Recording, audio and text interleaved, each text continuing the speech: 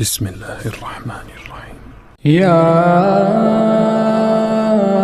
أيها المزمل قم الليل إلا قليلا نصفه وانقص منه قليلا أو زد عليه ورتل القرآن ترتيلا إنا سنلقي عليك قولا ثقيلا. بسم الله الرحمن الرحيم. يا أيها المزمل قم الليل إلا قليلا نصفه وانقص منه قليلا